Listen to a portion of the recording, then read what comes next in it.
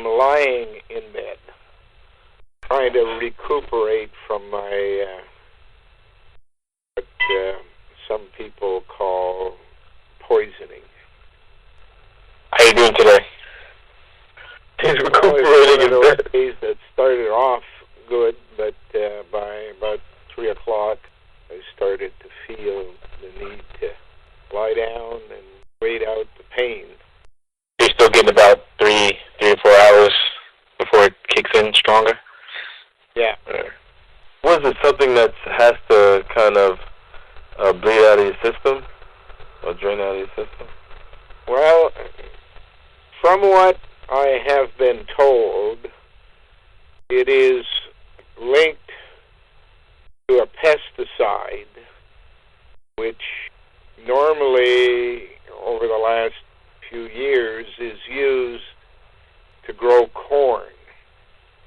Apparently, there is a gene that has been modified within corn to make it grow in larger quantities, but that gene is affected somehow by a certain pesticide they've developed to go along with it, and if it's sprayed widely before planting, is what I understand, then it attacks the nervous system.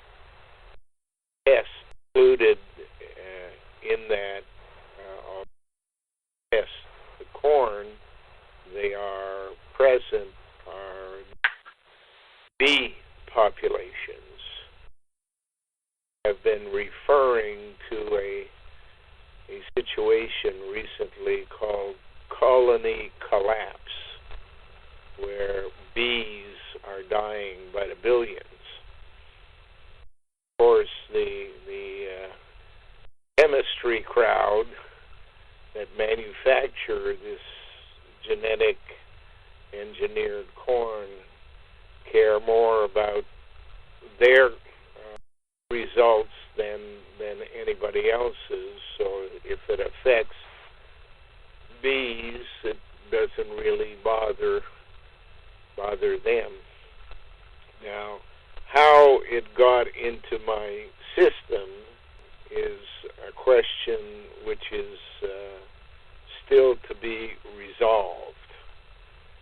The cell I know has been investigating, and they are looking into the possibility that our next door neighbors, who've recently acquired control over the farmland around us, and who in their first year cleaned off the property next door to us, leveled it all off, and then collected the stones and laid down a crop of peas of some kind, whether they're really peas or some other derivative. Apparently there's been studies, genetic engineering studies on these crops that could be soya bean related. In New Zealand is where they've done the testing. They had that in the ground for the first year. Then the second year, which was last year, they leveled the ground and inserted water irrigation pipes and put in corn. And it's thought that irrigation was a means for spreading this pesticide. This, of course, family next door to us is known as, their family name is Snowden. They are linked to the royal family of England. Princess Margaret, the Queen's sister, had been married to a photographer by the name of Snowden. in Montreal, there is a district just west of center called Snowden, and it's linked to the families of Europe that control royalties.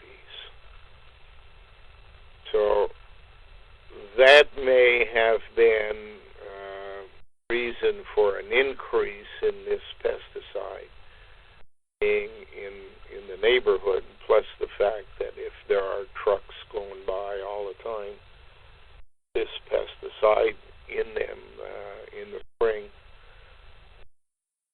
can have a buildup. But there is another consideration. Farm that it was pre-designed for just this purpose at this time. You guys have seen that the situation that existed in the basement of the house is one that brings a flow of water into the sump pump. We have to pump it out of the basement back on the surface because it happens year-round practically.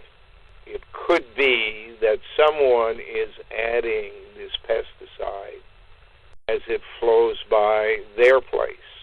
Then it comes into the house and has an effect on the kitchen corner, which is the northeast corner of the house, lying on the ground. Even in the middle of winter, water flows there, can be 25 below zero, and there you are pumping water out of the basement onto the ice out there.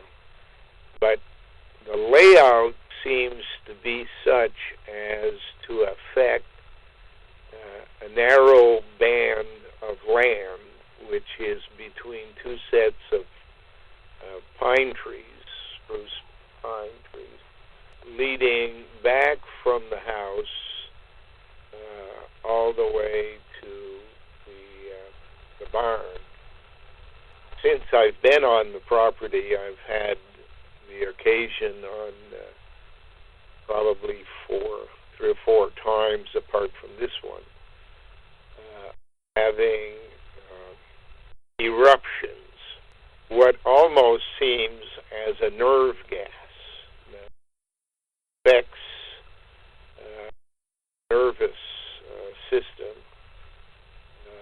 in a manner that basically makes it difficult for you to lift a leg or lift an arm up in the air.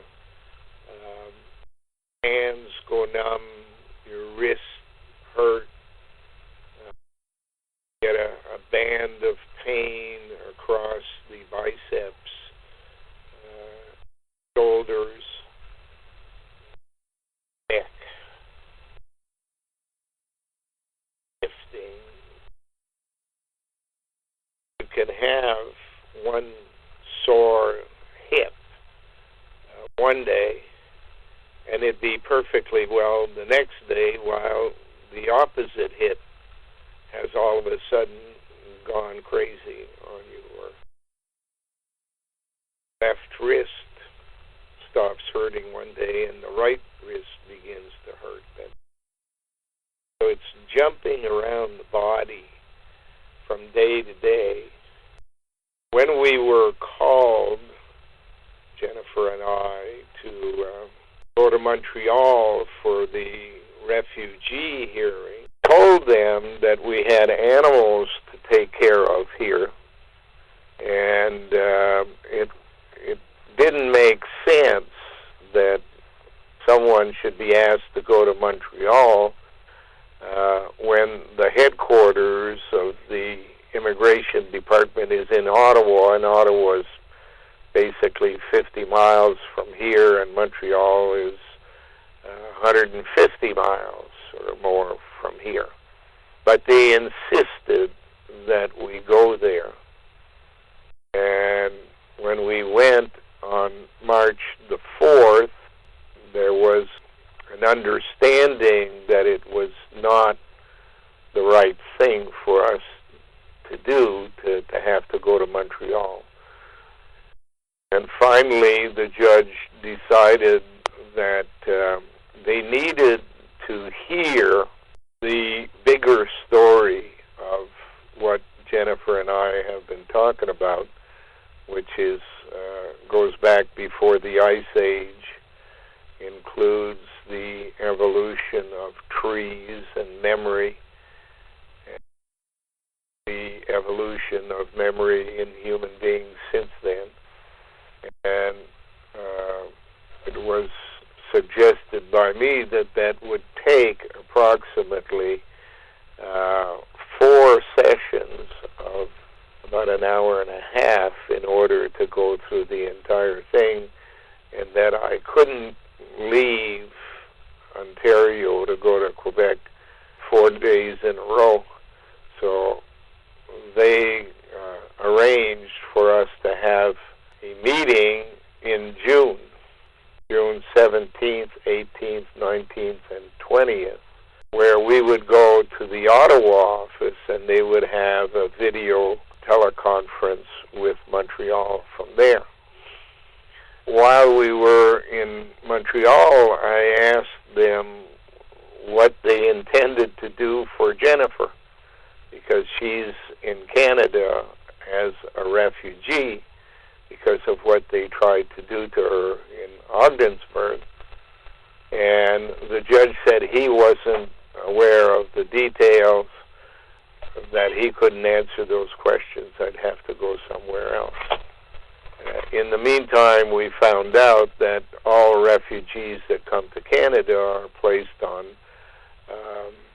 kind of a welfare ticket, as with other people on welfare, and they have a basic monthly income on which to survive.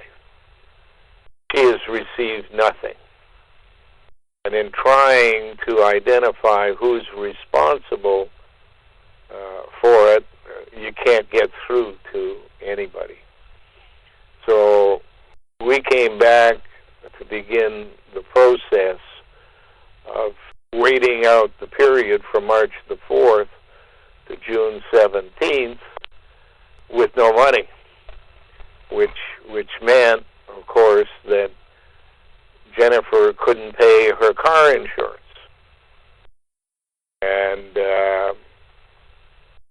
while we were here, we were noticing that people were playing, I don't know when, at night or whenever, with our vehicles. Now we've had a visit from the police to say that because she has no insurance, she can't drive her car here, which will make it difficult to attend any sessions in Ottawa.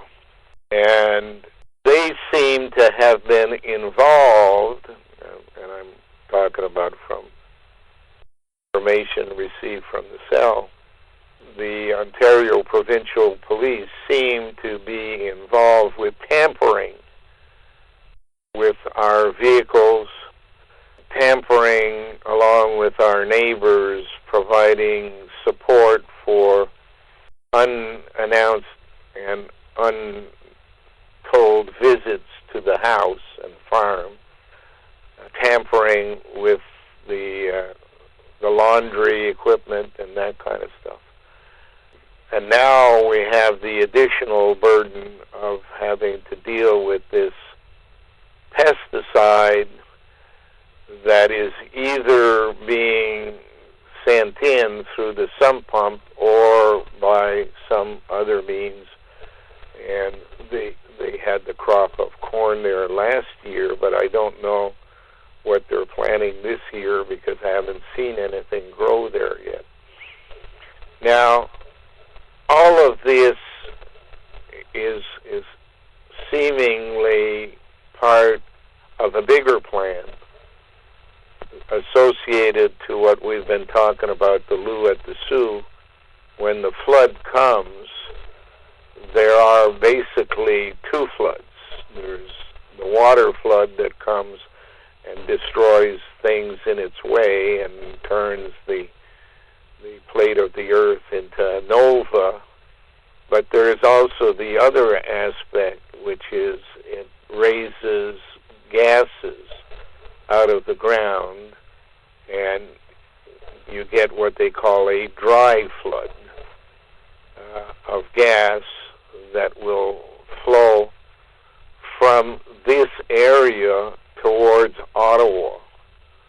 The intent, I guess, is to make room for civil servants who will have to migrate from the U.S. and take over positions in government in Ottawa. We've seen that the national capital of Ottawa over the last few years has been amalgamated to the point where the farm area around Ottawa, now included into the city of Ottawa, has now made it the largest footprint for a capital anywhere in the world. So obviously they're awaiting the arrival of a large number of Americans as soon as the Lou at the Sioux begins to occupy land in this area. They're also building at high speed one of the largest shopping centers you could find in a rural area, including people like Staples and Walmart and other big American companies are setting up in Canada here. So what the purpose is of what they're doing here, precisely what they're doing in this place, is somewhat in question. But it is, and always has been, suggested by Norse mythology that at the end times, the northern hemisphere must be destroyed. 1,000 years later, the southern hemisphere, and then a waiting period for the passing of a new North Star called Alderamin. That there are to be, and there haven't been, from what we understand, since the Ice Age, any real human, independent human birthing activity, but rather all of the birthing is being manipulated since the 18th dynasty in Egypt, which is somewhere around 1500 BC. And human beings are being raised like cattle, genetically engineered prior to birth, task-oriented in that genetic engineering, and then added into the existing populations in numbers that over time take over the genetics of any group, and is the reason why they use the word country for a specific genetic group of people. The word country, of course, you know that if you take the O from the front and you put it in the back, the tree, try, T-R-Y, becomes Troy. And the front part becomes cunt. And that's one of the ways they have of hiding and laughing at us over the things they're doing. And that it is intended that there will be a final war called Ragnarok, made up of reanimated human beings who have proved themselves to be the best soldiers on the battlefield. You'll remember that China has been unearthing what they call an army of clay soldiers, which each individual, and there are thousands of them, has a different appearance, facial appearance, body size, and whatever. And that they are the replica of the genetically engineered soldier at the end time that will be reanimated for the planet. And that there has to be an equivalent army constructed in the West.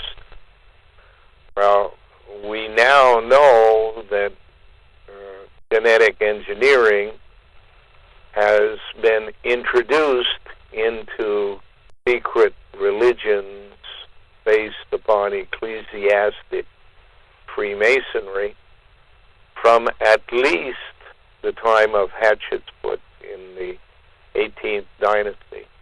A woman who wore a phony beard and ruled as regent over Egypt, even though it was illegal for anyone but a male to be in charge.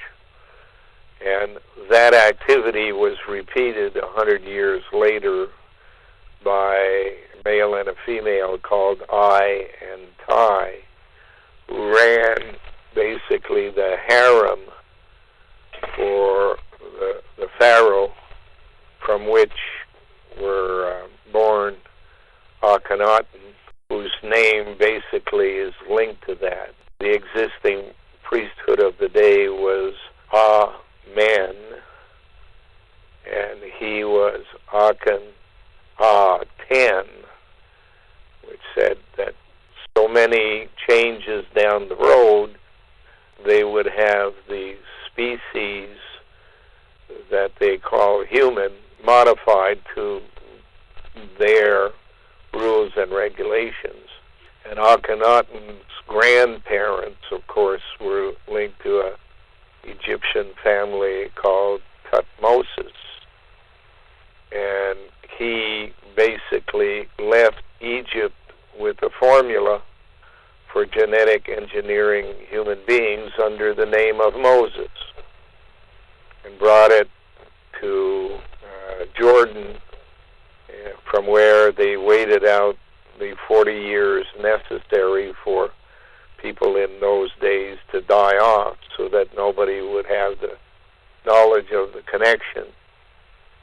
Then moved in under King Saul to create out of Palestine a state called Israel.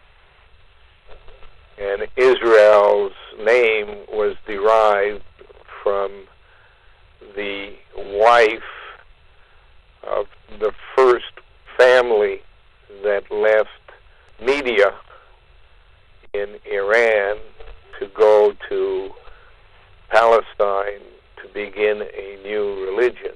The wife of the family was Isra.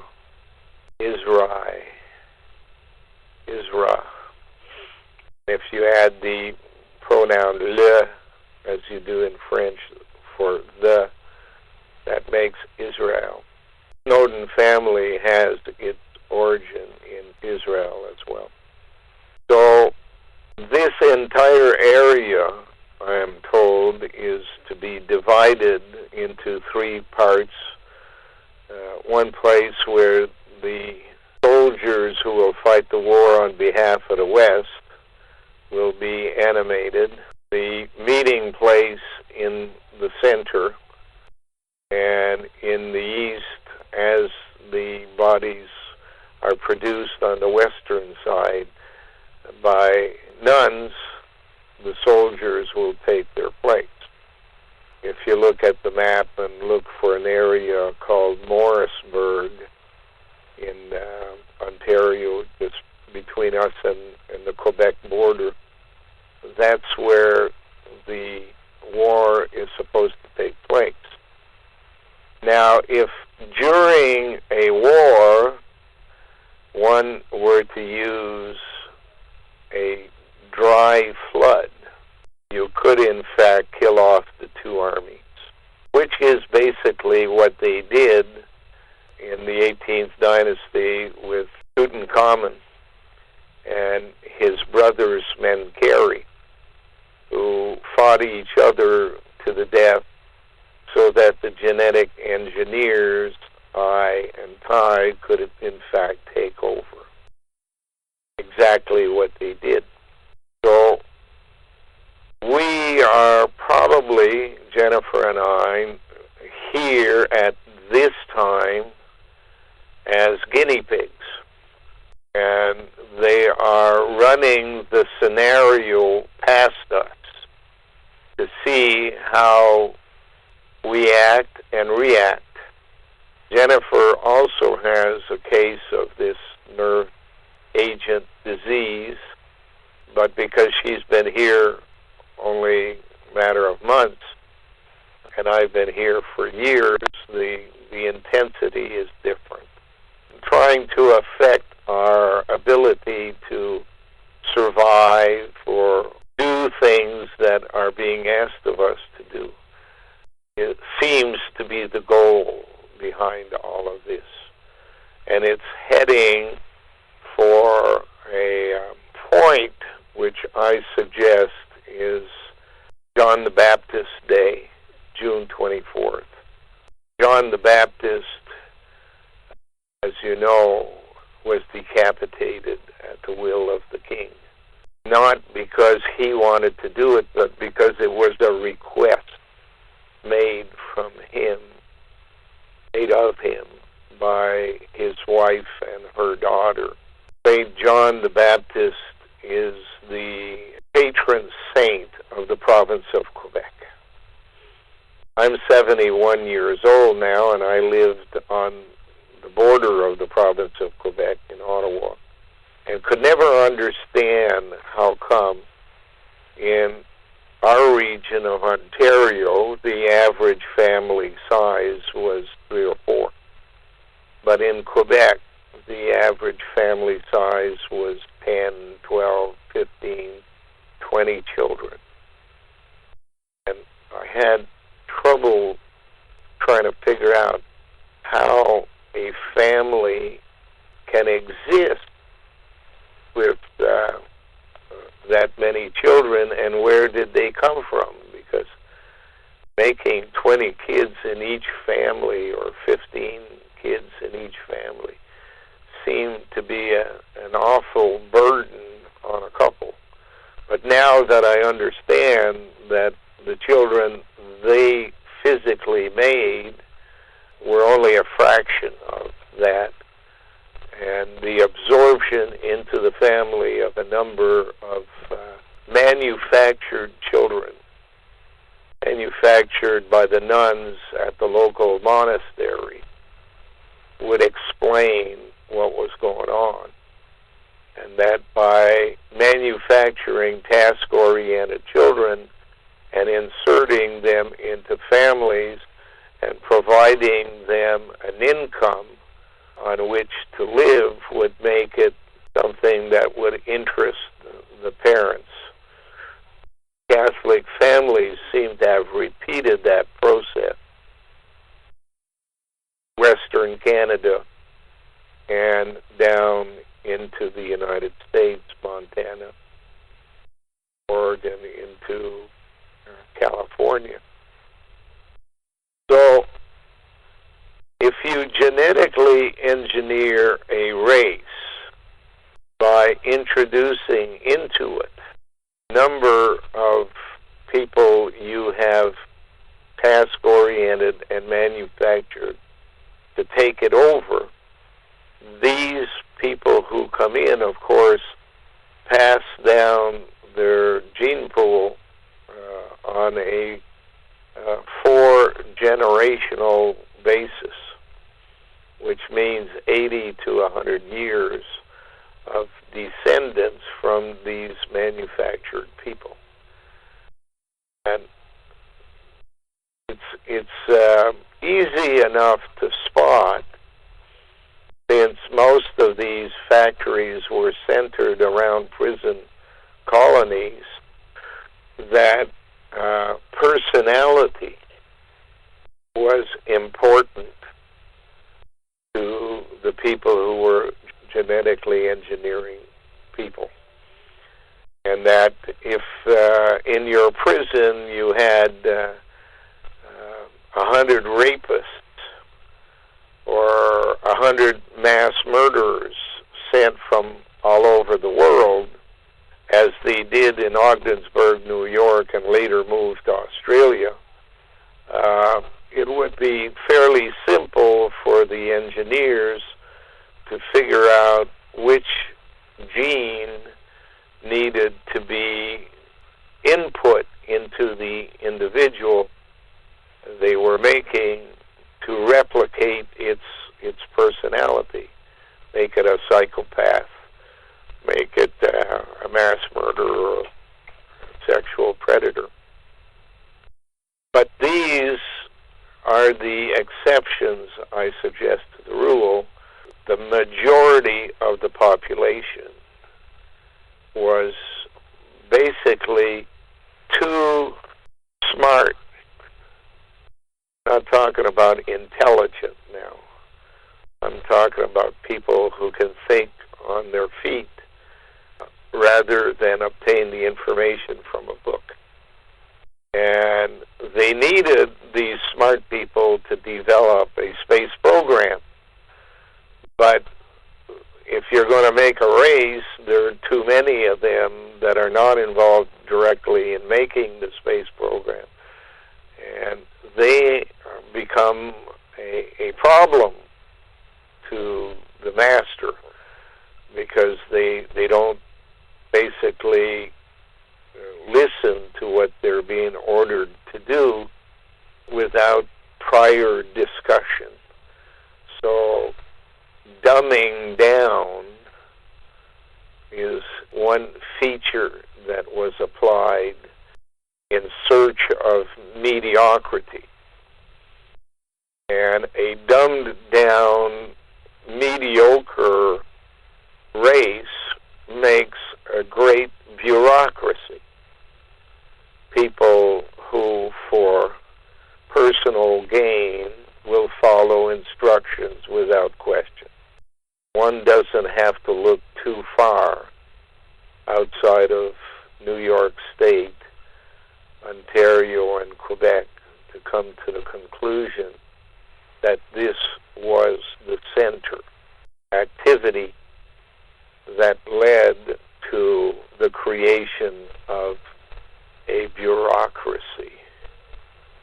State bureaucracy in New York, which was planned in Massachusetts and tracked in Maryland, was created in the center point between Quebec, New York State, and Ontario.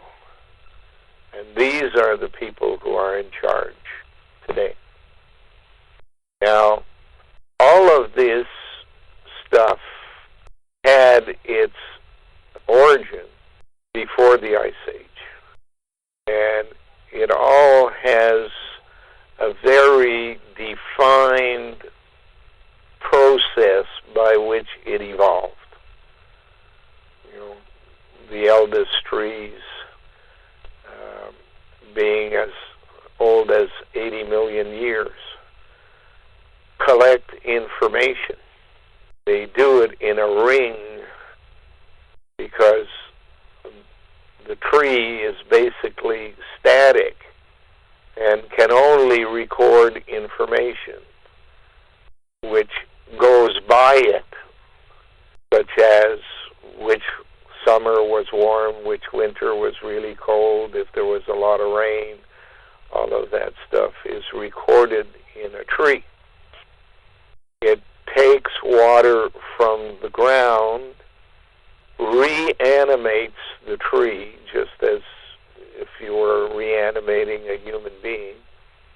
It collects energy and information through the branches and the leaves, and then returns the information to the land. And when it does, the leaves change color, dry up, and fall off. Human beings are not much different than the tree and the animals, dinosaurs, and whatever that lived in between 80 million years ago and today, except for one thing. They, in fact, are in motion. Human beings, like all animals, are born in one place, but don't necessarily stay in that one place. They collect information in their region and eventually end up wanderers across the countries of the world, collecting information. So memory is at the heart of all of what we're learning, and the reason why the company that manufactured the BlackBerry is called Research in Motion. They changed their name recently, but RIM, which Mir in Russian means child or son, is basically what they were all about. They were about building trees that would gather information at a further distance than the place they were born in. And in order to do that with human beings, of course, you use the tools called war, pestilence, famine, and disease to cause people to pack up en masse as a group and leave the place they were born and go to another region in which they will then bring with them their genetic pool.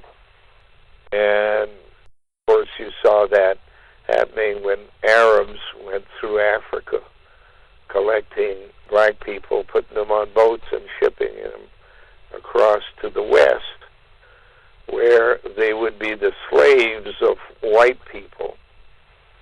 And of course, the master who has the gene of a sexual predator will move some of its gene pool into the black population. And contrary, the black population used as slaves and going into the homes of white people will do the opposite from a place called a harem, or in New York State, Harlem. So there is kind of a consensual discontent going on all the time with groups of people being moved from one place where they were manufactured to another place where their personality traits are needed to infest or infect, whatever you want to call it, another group of manufactured people and change the totality of their gene pool. And that's what we have seen develop over the years. To go into all of the details of that which we've collected with the help of the cell over the last 4 or 5 years would, as I told the government, take a minimum of 1.5 hour sessions 4 times.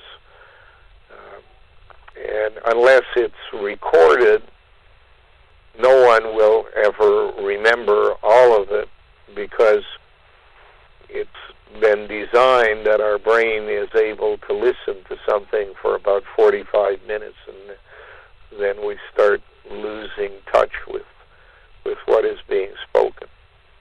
But that's the general picture that we're seeing now, is that Dr. Wilder Penfield was an American neurologist from, I believe, believe, Washington State originally. And he was studying memory. And he was trying to figure out, and by the way, Wilder is a code word, Penfield is another combined code word. So he was genetically engineered for this particular task. And he went to New York to attempt to get funding for an experiment that he wanted to carry out.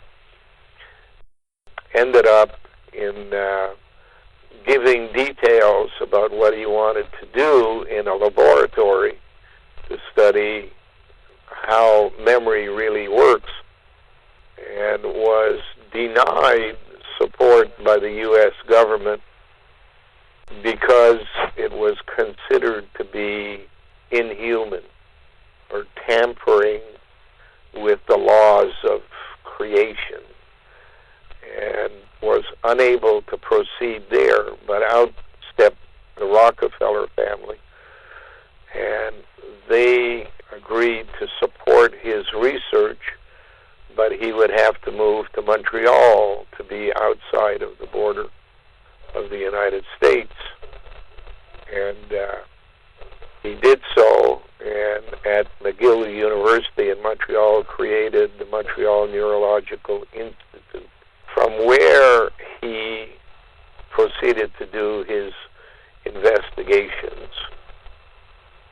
The main end result of his investigations were that in open head surgery, he was able to prove to anybody who was standing by and watching that the brain functioned in a fairly simple way.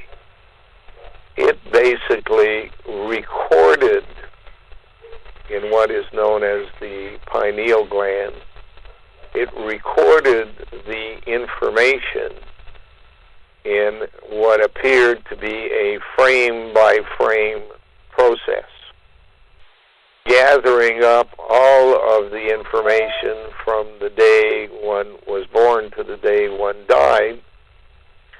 One would discover along the way that some of the things that were being learned were traumatic to the extent that it would debilitate the individual from normal daily life.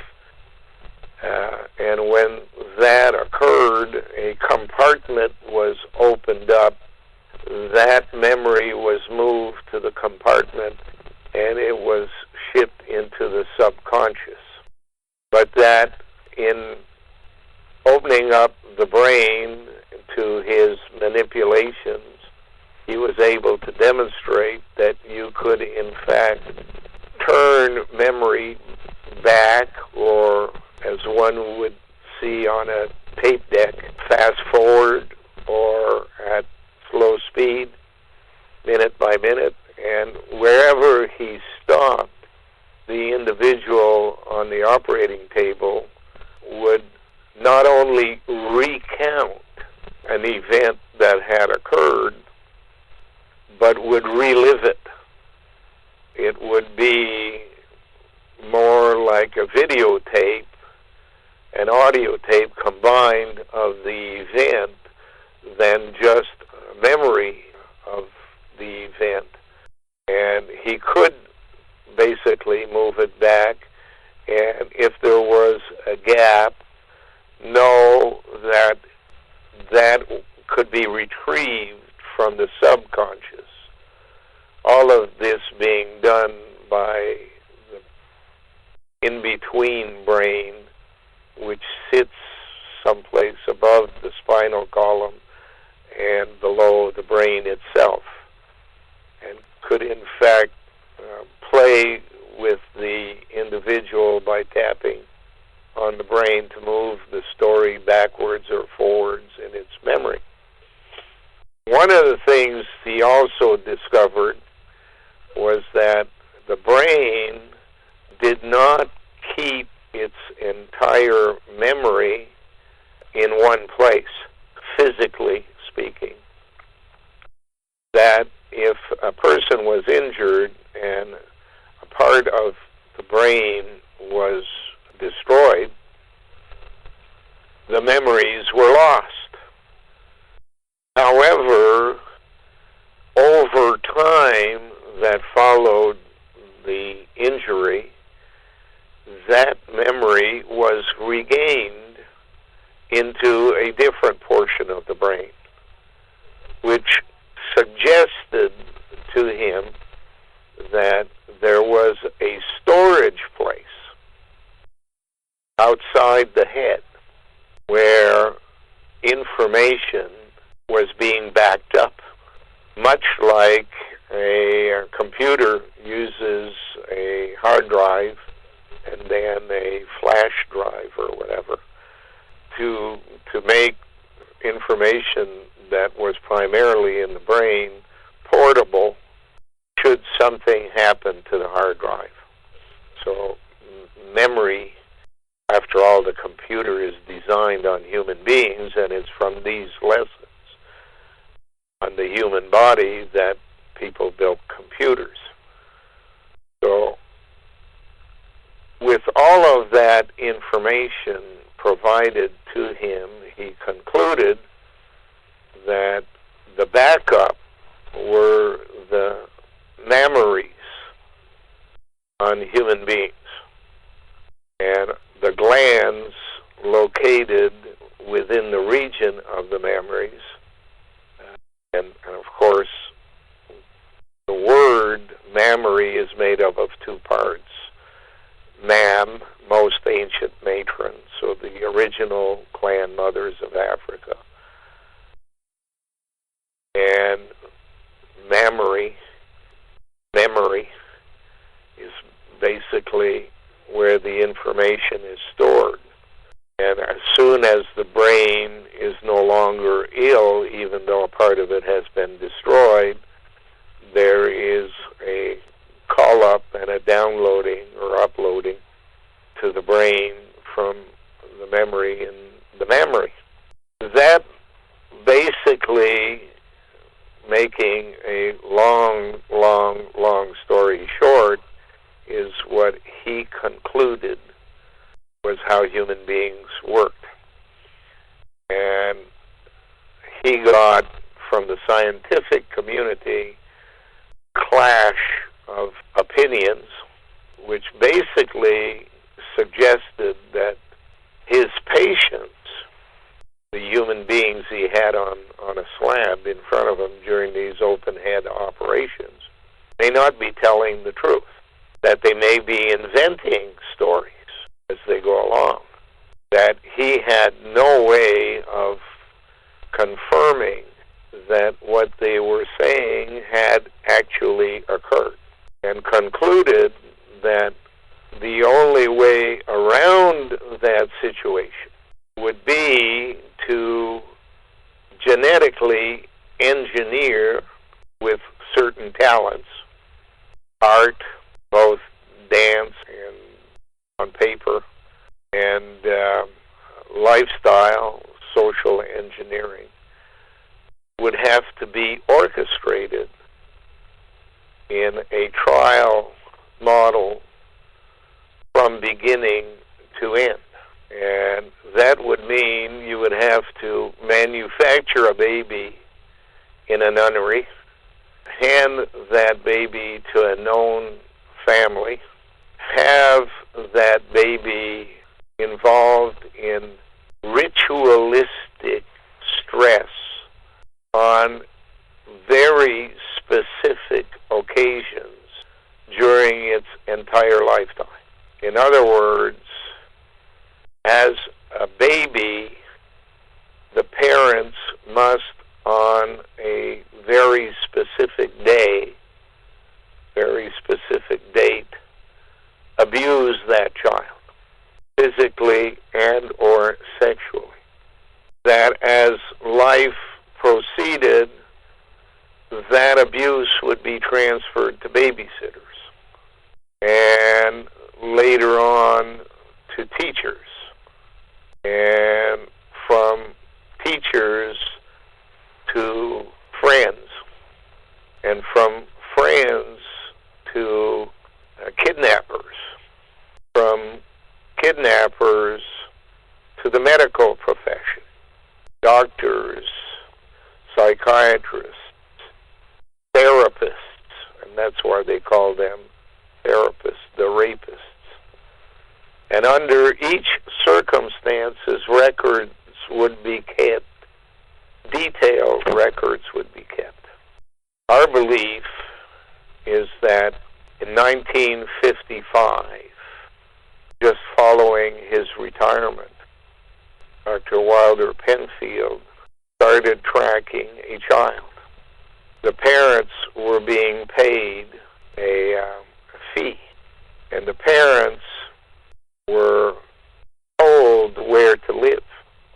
And the child was born in Ogdensburg, which in 1867 had been described by the New York Times as Ogdensburg, Canada. But somebody on purpose, following the Ogdensburg Agreement, drew the border between Canada and the United States slightly to the north of where it should have been, and therefore put Ogdensburg into the U.S. And that forced the baby makers, the Grey Nuns of Montreal and Ottawa, to move in 1869 to Ogdensburg. And for 100 years thereafter made babies from the prison colony that existed underground along the seaway, and the prisons that were placed in northern New York, where the system wanted to get prisoners away from the principal cities. And the building of the canal, Erie Canal, made it quite easy to put somebody on a barge in New York City and send them up to Troy, and then across and disembark and put them in a prison in Ogdensburg, from which babies were made. If you look at a newspaper, 1955, there's a story there about the Grey Nuns having a garage sale type of thing, except what they were distributing was free of charge, and they were babies. And hundreds, 200-300 babies laid out in cribs on the top floor of what was the monastery. A cone vent is what they call it. And people were invited from all over the United States to come to Ogdensburg and pick out a child. It would be free, however, it would have no papers. But yet they were advised that once they got back to their region, they simply had to call bishop or equivalent in other religions, who would give them a birth certificate and later on a baptismal or whatever certificate was needed by that religion. One of the children born in 1955 that went to a family who took it into Montana was Jennifer. And their family grew to have 3 more girls, 4 girls. But Jennifer was never treated in the same way as the other girls. Special treatment for her, not necessarily positive, actually negative in the most part. But it simply followed upon the ritualistic activity that the parents were charged with. And eventually the father Both were teachers, mother and father. The father was chased out of Montana for what seems to be associated to child abuse. And they took up their living space in Southern California, Anaheim, to be exact, right where the abuser of children called Walt Disney set up Disneyland. That allows for a lot of parents with similar children to bring them to a central location, send them to Disneyland while they attend classes on how to advance the cause of the system. And close to the largest U.S. Navy bases in the Pacific, who in fact took care of some of the kidnapping these children and ritual abuse into their adulthood. Everything recorded from 1955 on becomes part of the record in a hospital. And from the hospital, federal laws are imposed upon local hospitals, and reporting has to be done to a central place on how the patients came in and what their problems were and the overall experience they had in the time they were in the hospital. But then the next step comes in where the federal government orders different reporting structures that meet other requirements than the one of getting the patient better. And those reports are stored on and worked on in Maryland, which, by the way, just happens to be the headquarters of the U.S. Navy. The U.S. Navy is not, of course, something that just popped out of the ground and became mariners. They are descendants of all navies before them. Because how else could a country send people to another country en masse without ships? And if you go back in time, they basically were known as Phoenicians. Phoenicians, Phoenicians at the end is linked to Cain, the builder. Phonetics is the first part of the word, which meant that they could deal with many different populations that they would plant all over the world with a different language, but the phonetics of the language and the pictographs of the writing, they would know.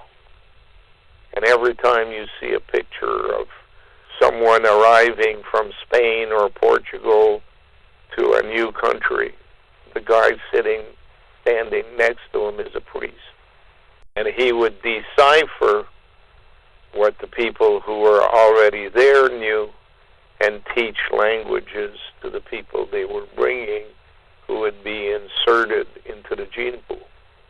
So in other words, the period in time between the Ice Age, the last or fourth Ice Age, which you're writing down numbers, would be 24,000 BC to about 8,000 BC, period of 16,000 years.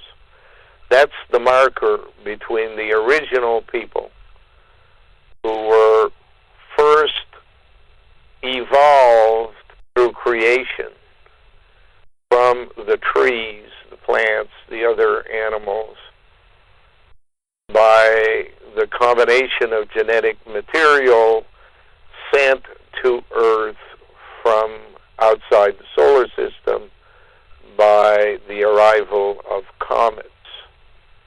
And over the millions of years, the evolution is basically a chance coming together of all of the parts under the right conditions would in fact create a new version of trees or a new version of animals, for example, the dinosaur, and then a newer version of animals such as the human being. Once the lesson is taught, that dinosaur may be the biggest animal in the world, but it also is the dumbest and is not needed for the purpose that system has in mind of creating a mind that walks and is in motion. So some material arrives by comet which causes the destruction of the existing ruling race of animals, and others lay down the foundation for the genetics needed for smaller but smarter animal called human. And over the period of approximately 130,000 BC to 80,000 BC, about 50,000 years, humans lived as they were made. Unfortunately, for most of them, what ended up becoming males were in one place, and those that ended up being female were in a different place, separated by, say, the Mediterranean Sea and the mountains of Europe. And it wasn't until about 80,000 BC where they came together. When they came together and had sexual relations, they began to understand the process through which genetic engineering could evolve. And what evolved is evolution, which basically means the taking away of the intended process of creation and transferring it to a group of people who claimed the rights of creation and called itself God, linked to the word dog backwards, dogs and bitches. And they worked out the process between 80,000 BC and 60,000 BC. They worked out a process by which they could make babies and understand what was happening and what role the male played, what role the female played. The babies born that were male went with the Neanderthalers.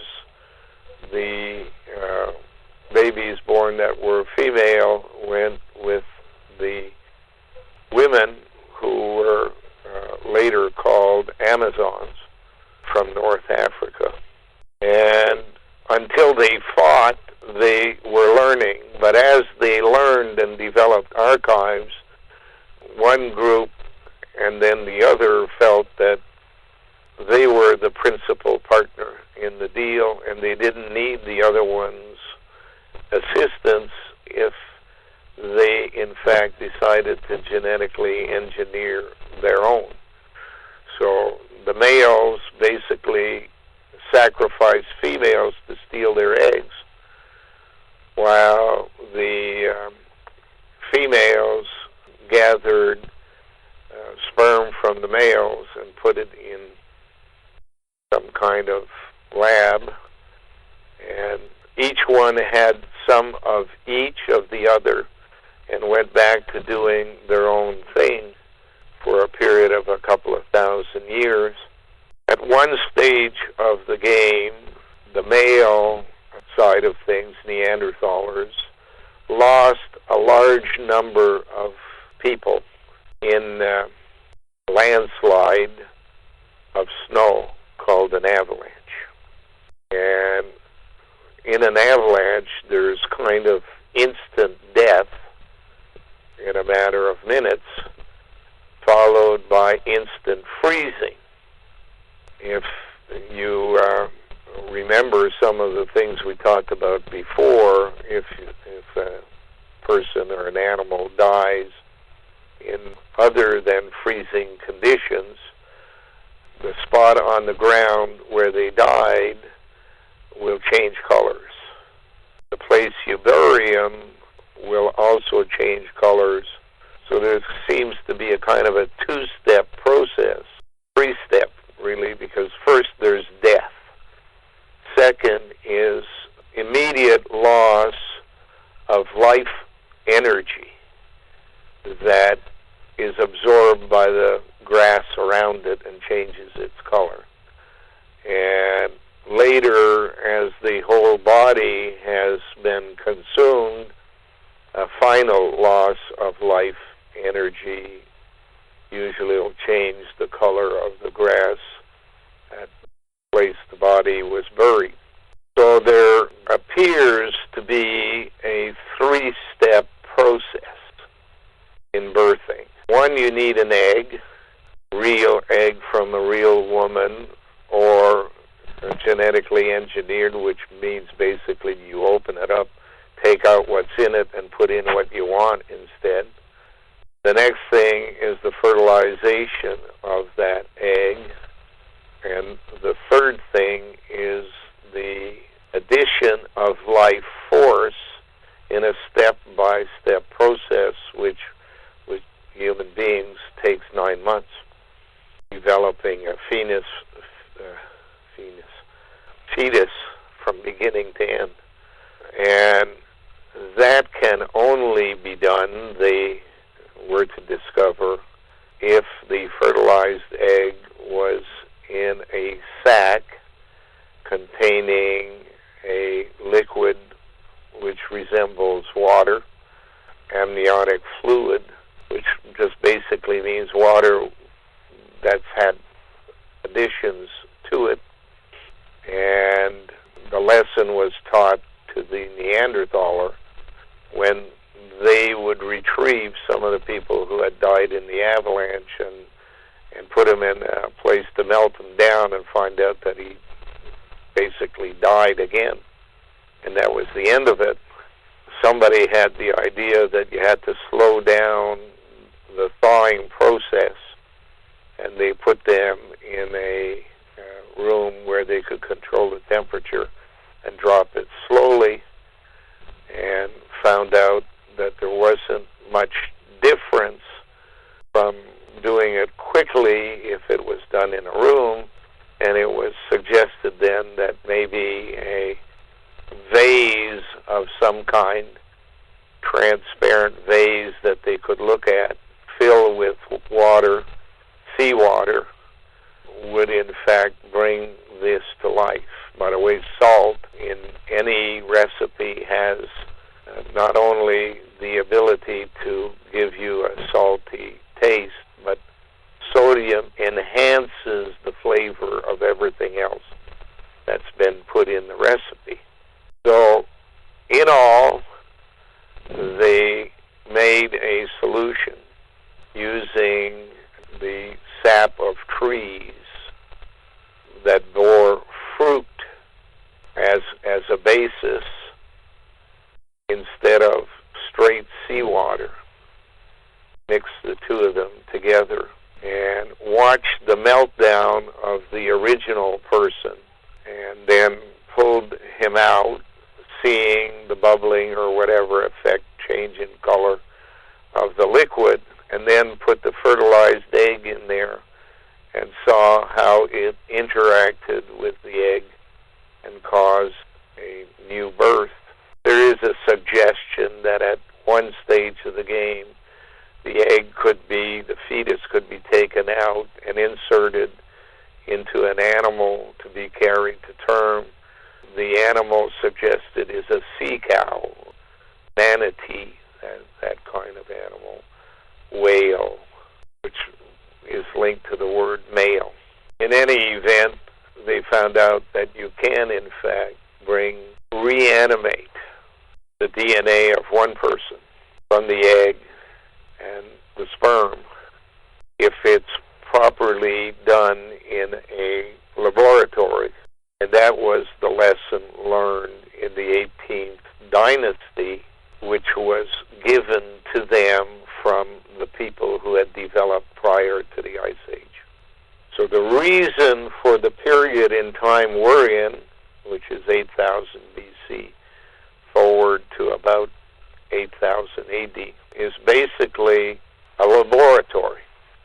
The people before the Ice Age who used the technology they had developed to master the race, very well known in secret societies as ascended masters, they in fact passed down the information secretly, known only by two separate groups, one male, one female, and called themselves ecclesiastic Freemasonry, and hide behind the scene to manage everything in this period of time, the 16,000 years, which is the time we are now at 10,000 years.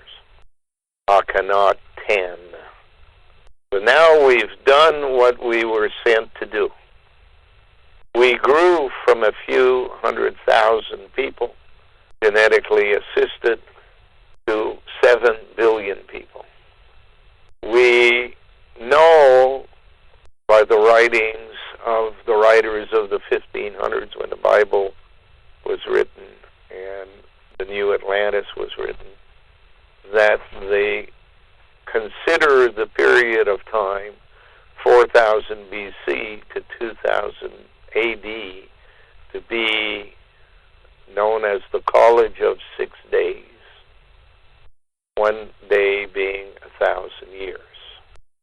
So that's where the story of making a woman from Adam's rib, Eve, is the woman that was made, which basically tells you right off, this isn't going to be the last version. This is the penultimate version, Eve, women. And over the period of the last 6,000 years, we have accomplished everything they were looking for. One thing they were looking for was to be able to test on a large enough group of people war, pestilence, famine, and disease. Unless you have a large enough number of people to do it with, you can't be sure of the end result. Now they are. Another thing they've learned is that you can make anything you want in a task-specific world. You can make people who are smart, you can make people who are not smart, you can make all kinds of people who consider themselves masters, you can make people who consider themselves destroyers. All of these things are all possible. They've done it. Now the time has come where the information they've gathered has to be assembled and retested without the interference of those who did the original investigations. Most of the original investigations were done in the Northern Hemisphere. Northern Hemisphere contains 6 billion people. Southern Hemisphere, 1 billion people. From the 6 billion people, you have to go through a process of mass destruction to eliminate as many as you can, leaving 1 billion in the Southern Hemisphere, which basically means South America, South Africa, not the country, but the location, and Australia, New Zealand. That gives you 3 and 1, 13, like 2013. they are awaiting there the opportunity to begin the process of reviewing the papers, reviewing the archives. And for that purpose, the money that had been sent from the West, the surplus money that had been sent from the West and turned into gold and made part of Hindu society, is now being transferred to Brazil. They will have the same task in Brazil as India had during our period here. The journey of the money is basically symbolized by the movement of the Orange Lodge, leading to merging with the nuns, gray nuns, blue nuns. There's all kinds of nuns, but they all have the same purpose, and that's to have God's children, place them out into society. So a symbol had to be created for this, and it's known in the world as the Jewish Holocaust. We are now told the intent was to destroy the Jewish people by Nazis in Germany. But if you know the history of Germany, the people there came from Israel during the diaspora and set up the biggest Jewish state in Germany that was in place until the end of the 1800s, the beginning of the 1900s. So it's kind of like a civil war. They changed religion for the purpose of doing what they had to do, and to disguise what they had to do, and to enhance the memory of why they did what they did. They began by gathering Roma, gypsies, and assembled them in concentration camps. Then they followed by gays, and then by Masons, and finally turned their attention to Jews. And the total number killed is not coincidental, but basically based upon a college of 6 days. Instead of 6 billion, the first gang is 6 million. And it all happened in a period prior to the reanimation of the State of Israel in 1949, 49 being a 13. The same border was applied between the United States and Canada, 49th parallel. Not by accident, all basically confirmation of where they sit with their plan at any specific time. Along the way of manufacturing people the way they did, they discovered that the fluid, the amniotic fluid in which the babies were born, had an effect on what we call personality, what the medical profession calls humor.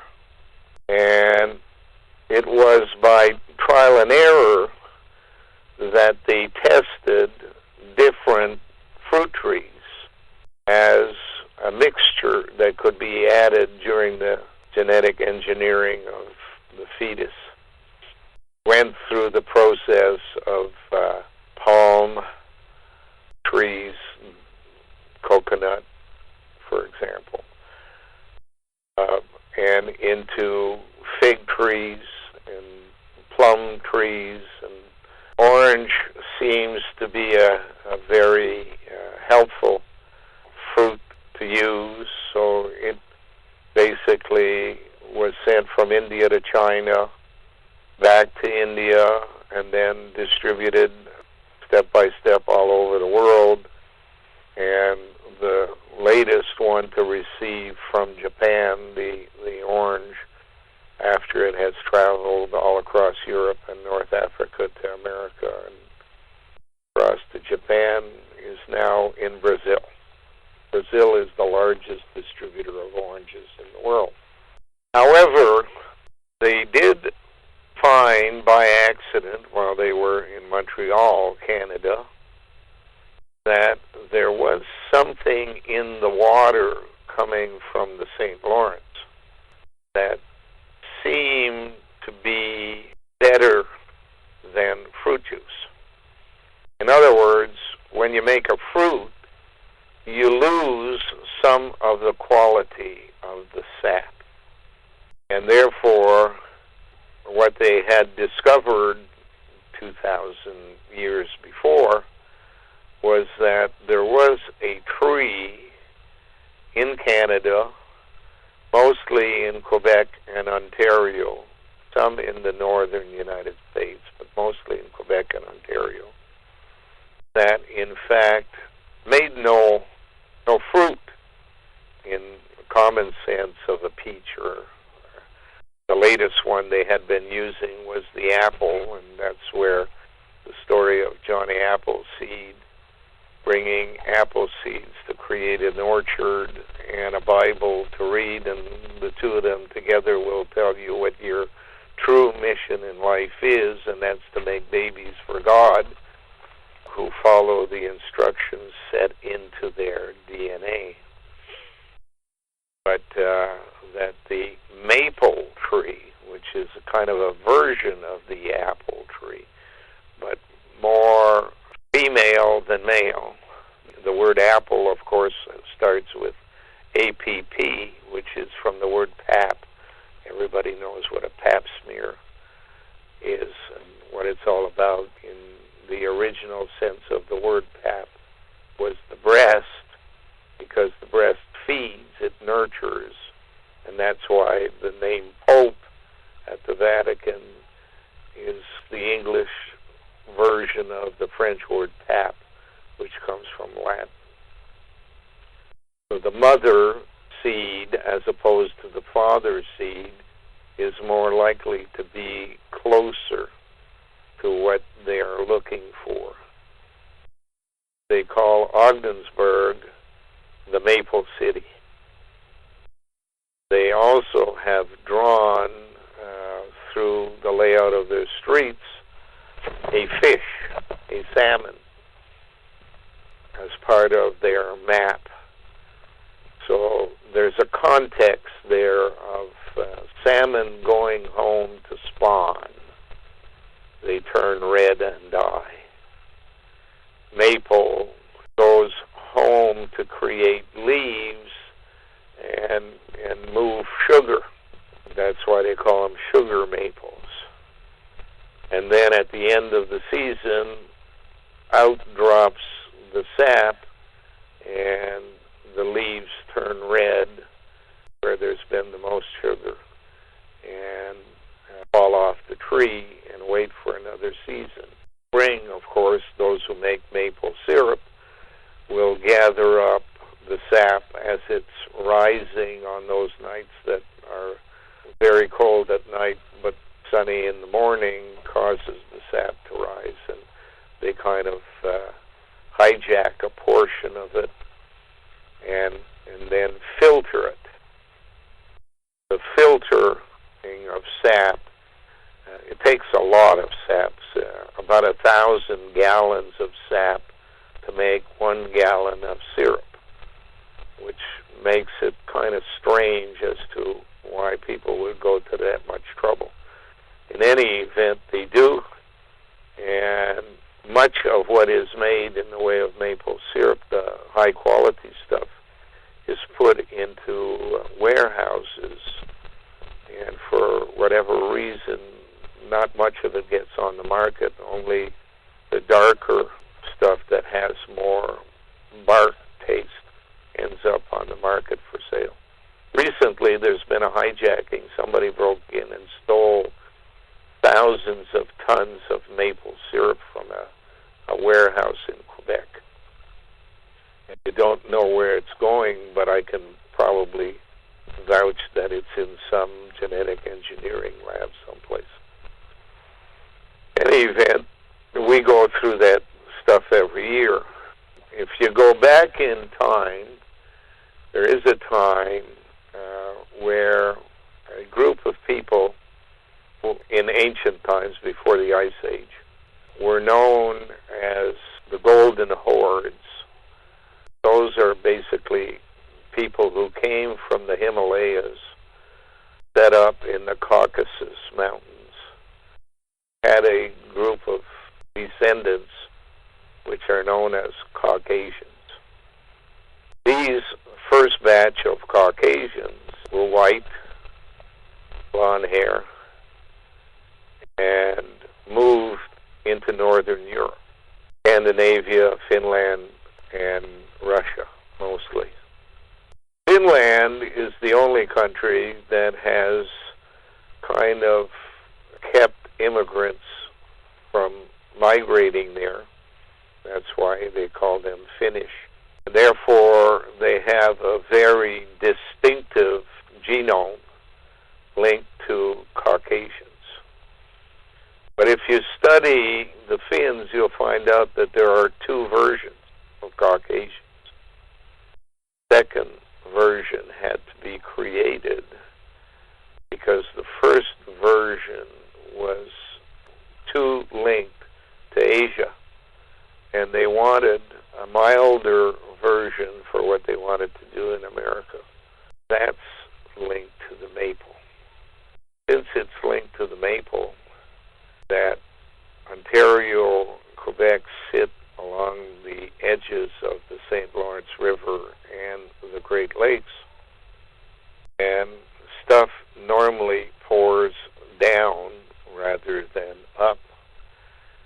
If you consider that what is called the Bruce Peninsula of Ontario, which is, say, from Trenton, Ontario, or Peterborough, going west, it takes in the edges of Lake Ontario, Lake Erie, Lake St. Clair, Lake Huron, Lake Michigan, and ends just before Lake Superior. That most of the maple trees that produce sap, maple sap, sweet sap, grow in an area that will then flow into the Great Lakes, mostly Lake Superior.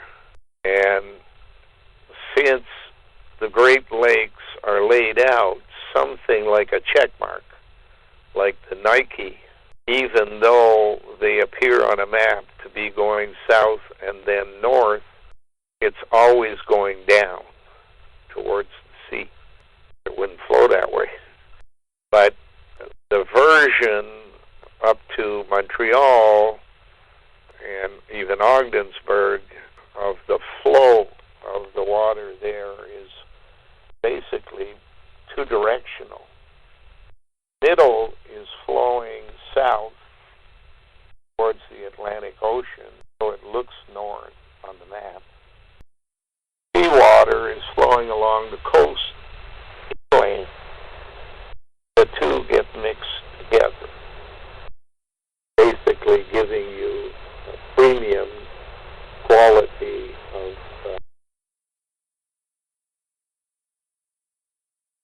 why the nuns moved their headquarters in 1969 to Ogdensburg. It doesn't have to deal with the number of people that you have in Montreal or Ottawa, yet it's on an international highway, ocean-going vessels fly there in either direction to or from the center of the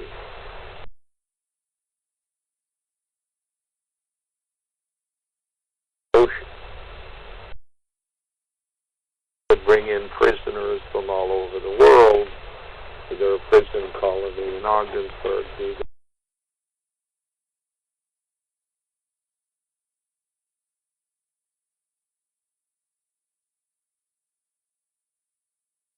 created a North America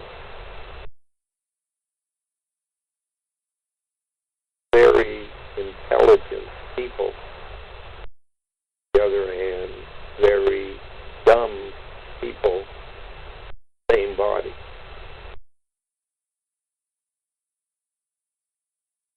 Few intelligent, but zero smart. Thinking things through.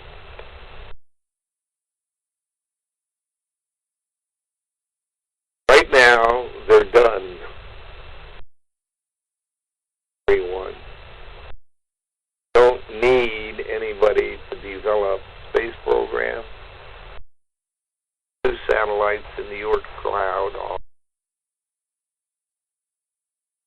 Pioneer 1 and 2. They don't need anybody who will develop propulsion systems because that's all been done in California. Don't need a military defense.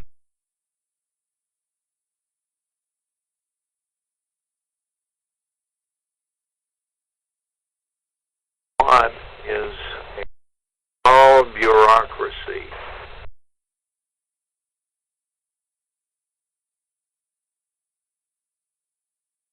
All working in social services, I think.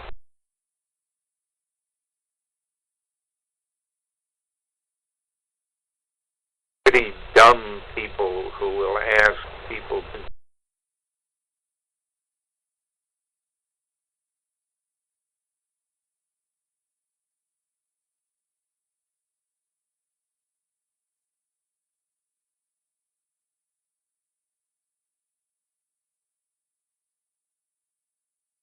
any event.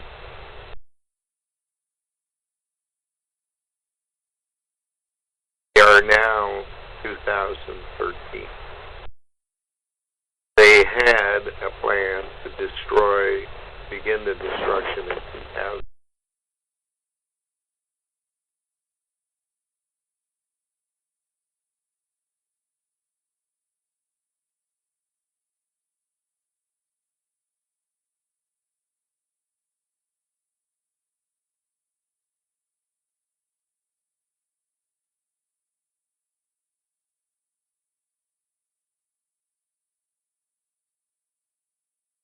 Years of 11.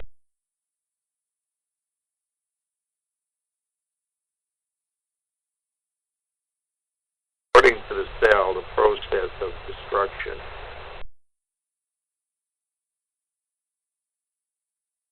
visible yet.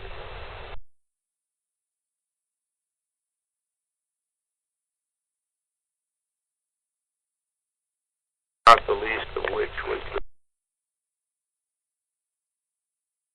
discovered after 10 years. Her name was Amanda Berry, as in blackberry. And not a coincidence that blackberry period of crash where it lost 75% of its value on the stock market.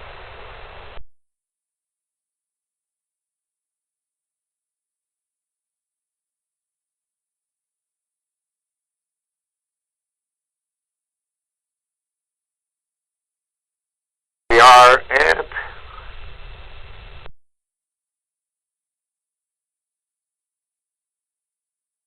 our life cannot exist as is beyond 8,000.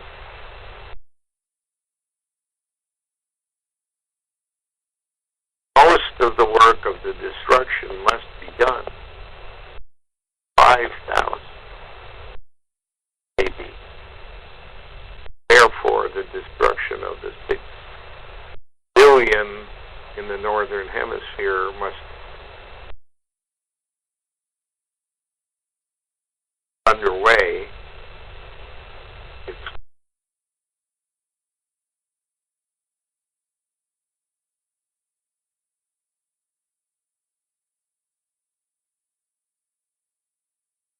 by the Canadian government, who wants to know what I'm telling you now.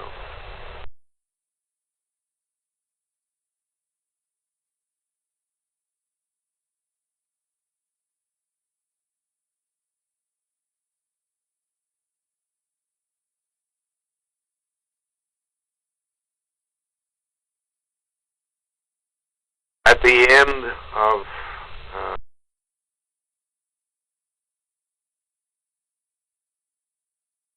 2062, which is 4 years after the coming back of Halley's Comet, there are supposed to be as few North Americans, few Europeans, well, possible, as few Asians.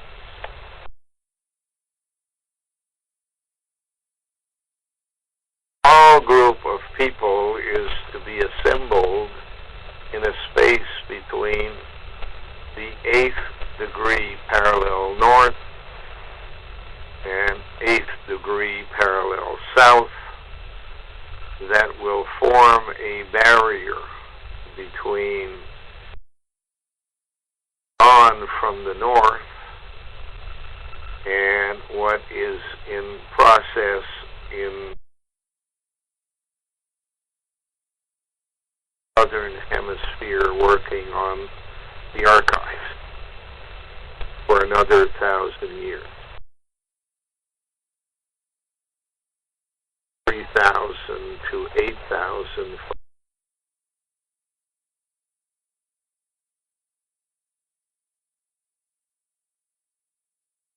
All to be reconstituted with the lessons learned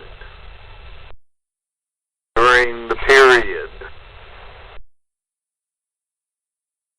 1000 BC to 8000 AD. Group of people who want to explore the universe from their position in the Moho discontinuity and the upper mantle of the earth. They intend to create a new race. That new race will be shipped to the north to serve as acorn,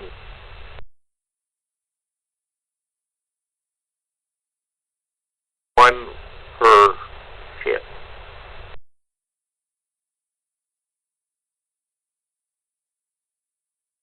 Travel vehicle.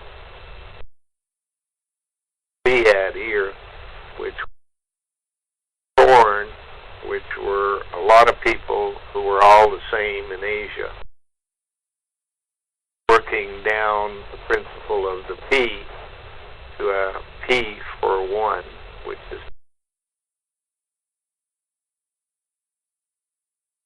people guiding all of this stuff in North America, Trappist monks.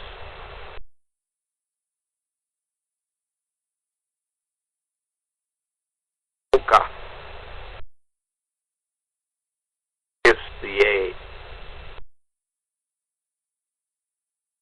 original A-slave mission. A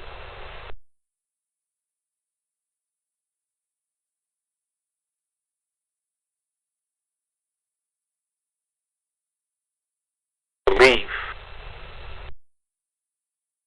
known and have fill in the gaps by itself.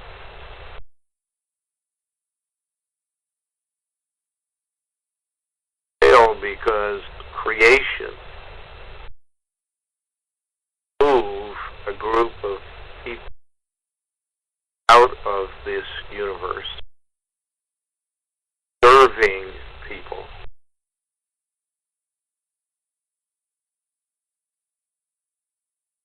Fourth of 26 existing universes started up again. people who will move have lived and died, knew nothing about what was going on, sitting in a space of this four-dimensional universe called the fifth dimension. Basically just waiting in order for them to move, be a kind of a board of directors or critical mass west of creation. Creation take back authority. Earth lead the deserving group out of the fifth into the sixth and over to fourth universe. I and Jennifer's cat basically gatekeepers. I unlock the door out. He opens the door.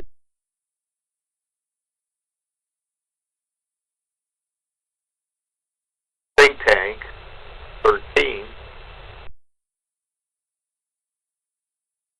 Basically the equivalent of an archive. Get it from any individual.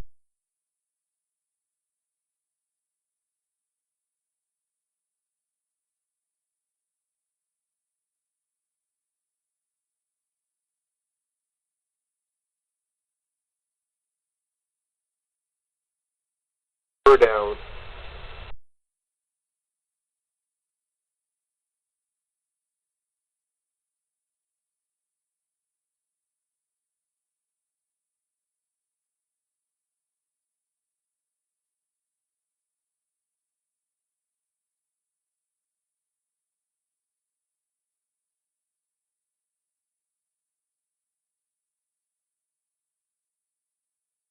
Order.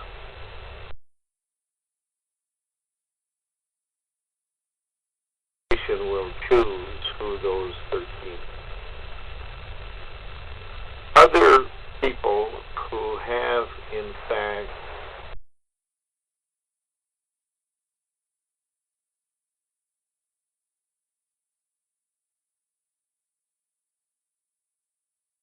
began to realize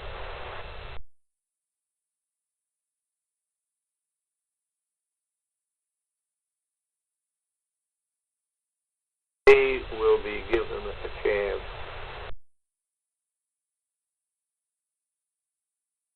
process of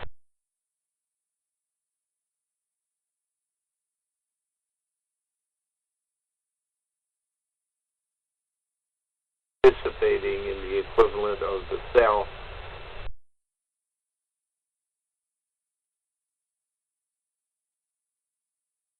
here.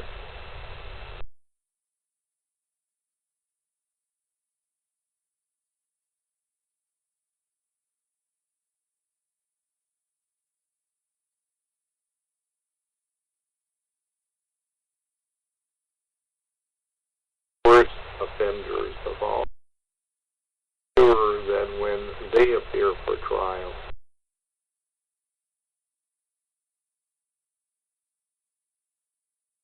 To any process, become human beings.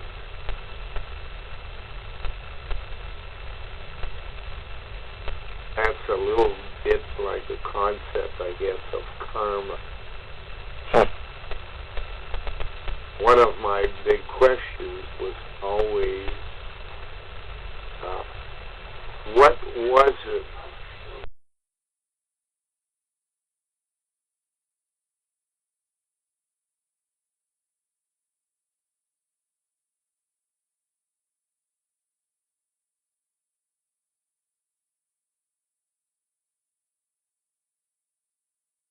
it would ecclesiastic Freemasonry, who calls itself thought.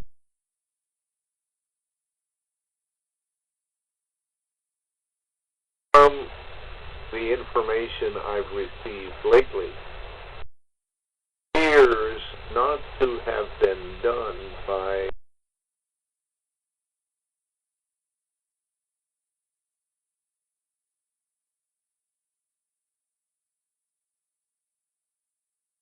from the birthing process itself.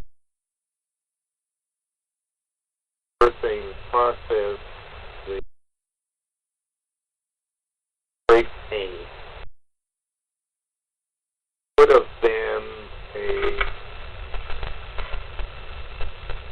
normal thing to expect, I guess, over a period of time, that mothers would say a prayer that would sound something like,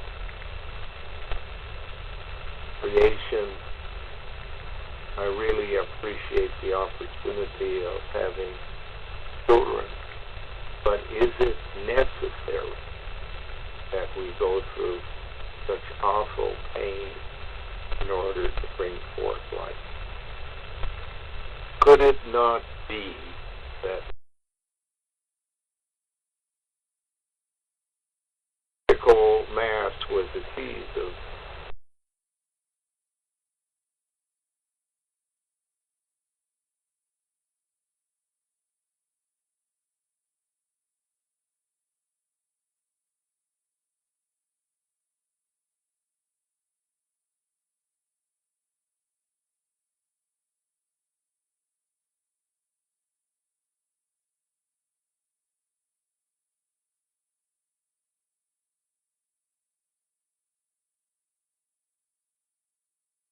many times without their knowledge?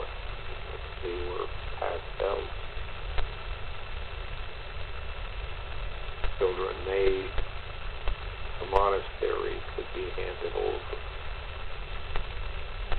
so that exactly the genome required in a particular task was placed in those places where they needed it.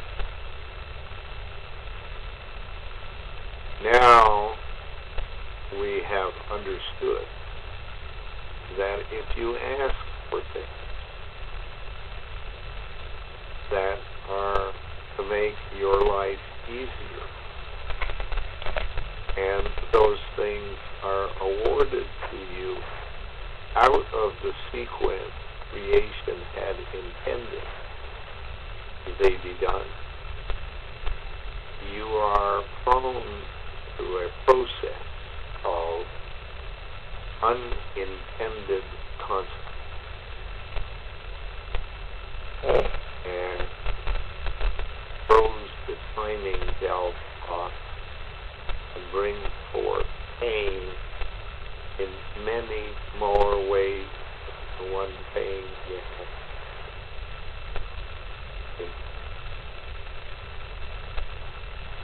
And in fact, self-serving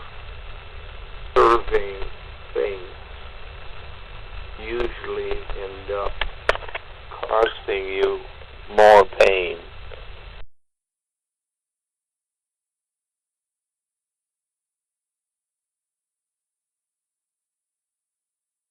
That note, that's it for today. Anybody got any idea how long that lasted? Yeah, that lasted about 2 hours. Yeah, 2 hours. Yeah, so make tapes, distribute them to as many people as possible, and we'll take calls when we can, questions when we can.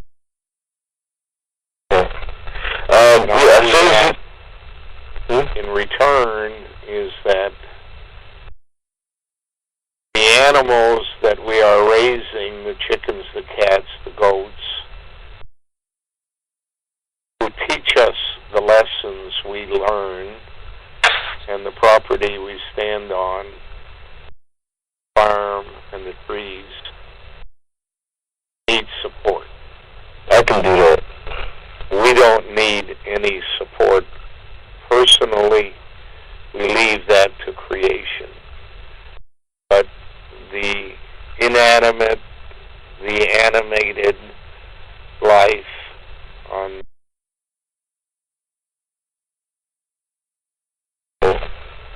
chicken feed is being sold at about $25 a bag. We work for chicken feed. Cat food is about $35 a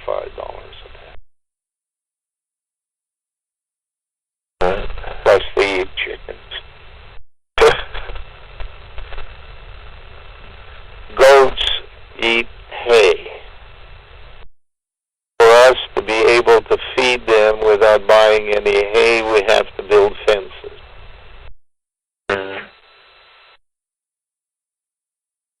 So, if anybody wants to help, goods, services, funds lead to the same thing. Why don't you say your address? The address is Canadian Institute for Political Integrity, 908 County Road 18, RR number 1, Oxford Mills, Ontario. KOG 1FO. S as in Sam.